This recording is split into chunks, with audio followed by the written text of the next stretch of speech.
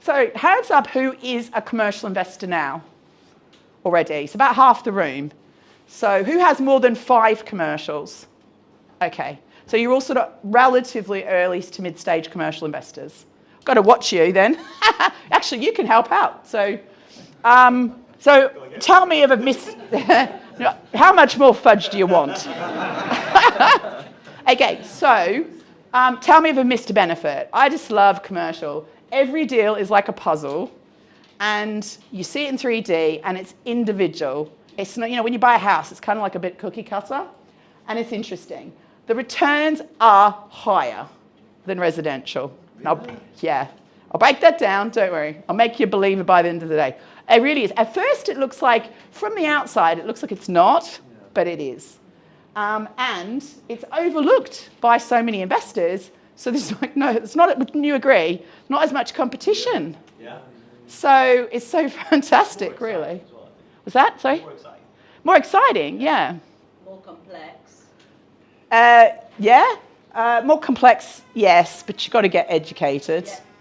And asset managing leases. So if you've got a lease on a commercial, so in residential, it's the asset that holds the value. That 3-bed house, that's the value. It's for 200 grand.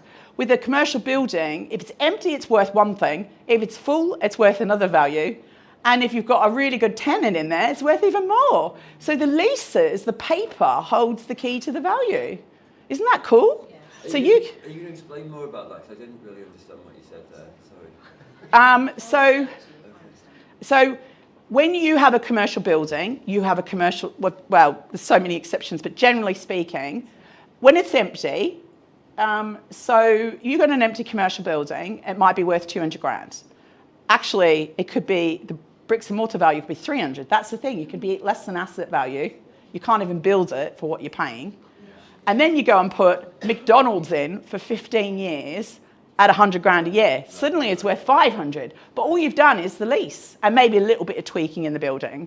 But the paper, that lease, has created the value.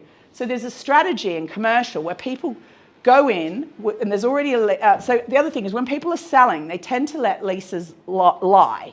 So they might have a year left on the lease. Like I bought a commercial recently, had a year left. I was talking, so before I bought it, I went in and spoke to the takeaway operator. He said, I want a new 15-year lease. What's more valuable, 1 year left remaining or a 15-year lease? And I said, brilliant. After I've bought it, I'll come back, we'll talk, we'll put this lease in place. And all I have to do is then put the lease in place. So I think that's pretty cool that lease can create so much value. And I've done no refurbishment on the property whatsoever. That is pretty cool. That falls into our golden square, doesn't it? Yes. So it's called asset management, commercial asset management. So there's people that look for commercials with tenants that want to stay and they redo leases. And that'll cost you a couple of grand and you probably can charge the tenant half because there's no tenant fee issue with commercial. So you can charge the commercial tenants fees. You can empty are worth little, even less than bricks and mortar. And one of the cases I'll show you, well, I bought something for £100 a square foot. Who can build for £100 a square foot at the moment? It's like 240. It's a metric I've never heard property people talk about, less than asset value. And it's let and forget if it's done right. So I just let a shop, 7-year lease, 3-year break, quarterly rent, £1,000 a month, 3-month deposit. I think I got a fee off him, I can't remember.